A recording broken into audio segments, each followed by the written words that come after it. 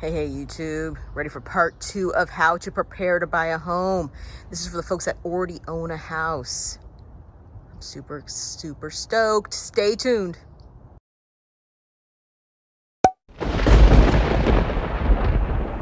Hey, YouTube, it is me, Ashley, Keller Williams Real Estate in Everett. Today, I'm going to be talking about how to prepare to buy if you are already a homeowner, okay? So this is a little bit different than the first-time home buyer, but the things that you probably want to have in place are, it would be ideal to have that savings plan that I mentioned. So you want to have, maybe 2-3 accounts set up. You want to have something that has your down payment money in it. You want to have something that has your reserve funds, and then you want to have some money put aside for other expenses, okay? So here's what you need to do if you already own a home. You need to prepare both your finances and the home that you currently have. So let's start with finances. All right, you are probably in one of two positions, okay? Either you have to sell your current home because you need to use the proceeds for the down payment, or you have to sell it because you don't qualify for a mortgage on both your current home and the new home, okay? So in order to get that qualification amount up, you have to sell the home. The other place that you could be in is that you don't need to sell your home. You don't need to sell it, and your plan is to either, just keep it or turn it into a rental, and you qualify for the mortgage just fine on the next place, and you also have sufficient down payment saved. Okay.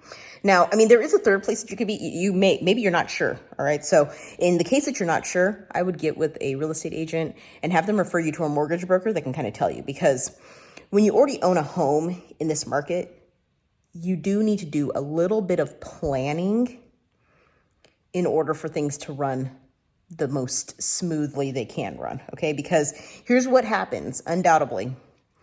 You start shopping and looking for houses, and you find one you like, and then you find out you can't buy it, okay? And you can't buy it because maybe you have to sell your place, or the seller just won't take your offer because you have to sell it, all right? So it puts you in a kind of a weird position. So it's best to kind of know in advance, like, where you are, and that's why I would advise you to do a little bit of planning.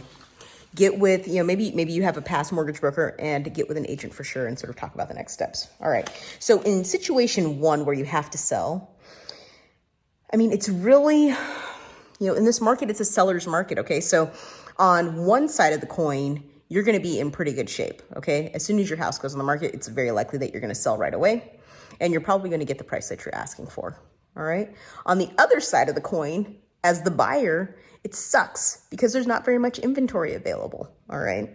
So when you're going and you're making offers, you want to do your best to present the best offer you can to your seller, because they're in the same position that you are as a seller. They can sort of like say, hey, well, I don't want to take that offer. I'm going to wait for a better offer because there's so much demand for houses, all right? And so you're in a less favorable position because it's very likely that you're going to have to present a contingent offer, especially if you have to sell in order to qualify for the higher amount, and if you have to sell in order to take some of the proceeds as your down payment.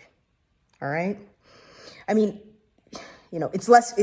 This is, by far the least favorable position. And, it's very likely that you will probably lose houses that you really like because, you'll just get beat. Like a non-contingent offer will probably beat yours.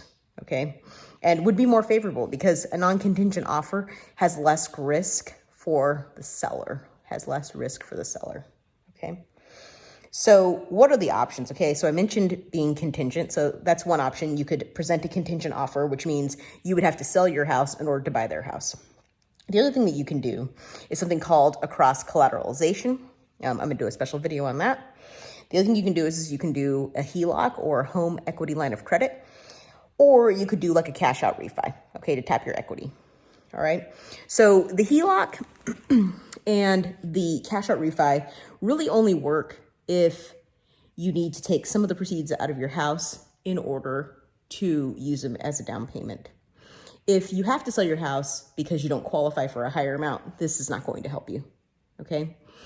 And if you're going to take some of the proceeds out of your house, like take some of that equity and use it for the down payment, you need to plan in advance, because here's the deal. HELOCs and cash out refis take time, sometimes like 2 months, okay? It takes a long time to set them up, and it takes a long time to close them. And the HELOC is inexpensive, but a cash out refi is like doing a whole nother mortgage. So thousands of dollars it costs you, all right? So you really have to sort of like look at your options and sort of figure out like which one makes the most financial sense for you, and sort of decide like, okay, am I just going to suck it up? Now, if you can do this and you have to sell, I would probably recommend putting your house on the market and selling it, and maybe renting while you look for your new house. The reason that this is advantageous is one, you will have the cash out, the equity out of your house. It's going to be less expensive than doing a cash out refi. And it will give you time to really like explore the options when you're buying, because like I said, the inventory is so low. So it's like, well, there's not many options to choose from. Okay. So that's situation A, have to sell. Situation B is you don't need to sell, and you don't need the funds from your current home in order to qualify. This is super favorable. I mean, I think compared to situation A, where you have to sell, this is no problem. This means that you can make non-contingent offers. And if you have a nice down payment set aside already, then you're going to be easily competitive with other offers that come in, okay? Besides, of course, that magical cash offer that comes in and grabs it up. All right, so definitely much more favorable. So if you can get yourself in that position, super, super favorable. And then from there, it just operates just like a normal purchase. It's as if you almost don't have a house, okay? So if the mortgage broker can qualify you for the new place and you have cash set aside already, then you're golden, move forward. All right, so from there, what you're going to want to do is get with a mortgage broker and get pre-approved, okay? Get that pre-approval, find out what your budget's going to be, and move forward and start the process, all right, in whichever direction you're going in. Because here's the deal. In either situation A or B, you're not going to be living in your old house anyway, the house that you're in right now. And so your next step after that, while you're shopping, is to prepare your home, either for sale or for rent or just for leaving the house. Because what you've got to do is you've got to start packing and decluttering. And what I would highly, highly recommend is that you check out the KonMari method, okay? All right. And that is super duper awesome for decluttering. This is a great time to kind of just go through all the old clothes and books and knickknacks and Christmas decorations, whatever you can think of, okay? And let it move on, either donate it or just throw it away. All right. The other thing I would recommend doing in preparation is having an inspection done of your home so that you know what maintenance items need to be addressed. Now, there's a bunch of different schools of thought. I don't really like for my clients to have surprises, my sellers, okay? I like for them to know what their house has going on. And it just seems, you can know stuff in advance. So to find out during a buyer's inspection that, hey, the roof needs to be replaced or whatever is just ridiculous. Like why even have that huge surprise? All right. So I would recommend having an inspection.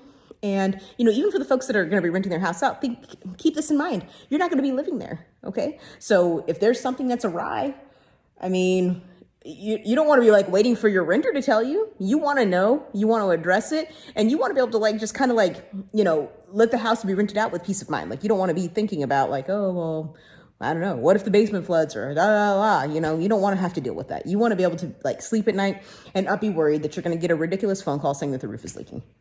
All right. Stuff happens, but control as much as you can control. Okay. Control as much as you can control. All right. Now, lastly, I think even for the people that are renting this out, all right, get a stager to come visit, okay? Because if you're going to have to go on the market, let's say you have to go contingent. Let's say you're just okay, look, there's no other choice. I don't have time for a cash out refi. I really want to just kind of move forward and get my house ready, get it on the market, get your home staged. Homes that are staged sell for more and they sell faster. Okay. People, having your home for sale and having it staged is not like living. Your house is going to look completely different. Okay. It's going to have many less items in it. And if that's the route that you have to go, I would also get a storage unit. Pack up as much as you can and put it into storage. All right. So those items there are the top things that you can do to prepare if you're a homeowner and you're looking to buy. So if you're a homeowner and you're looking to buy, these are the things that you're going to do to prepare. The two major pieces are going to be prepare your finances and prepare your home. Okay. That doesn't really include like the stuff that the first time home buyer had to do. Like this would be like setting aside, getting your savings plan in order and all that stuff. That might be a part of your preparation for financing, right? So, if you find, oh yeah, this makes sense for me to buy and I want to be in situation B where I don't have to sell, I don't have to take out proceeds in order to go to the down payment and all that stuff. And I want to be in the best negotiating position, then you need to be saving in advance. Okay. And like I said, ideally, you can do as low as 3%, but ideally, you want to go with more. Okay. And, if you can qualify, see, this is the big piece. Like if you can qualify without selling the house, then perhaps you're in good shape. Okay. You just need 3%. And then you can put that house on the market later. Okay.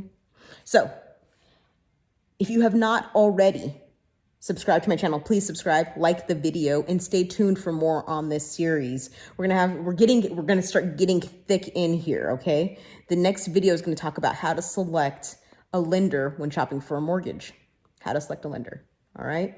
So that's all I got for you, YouTube.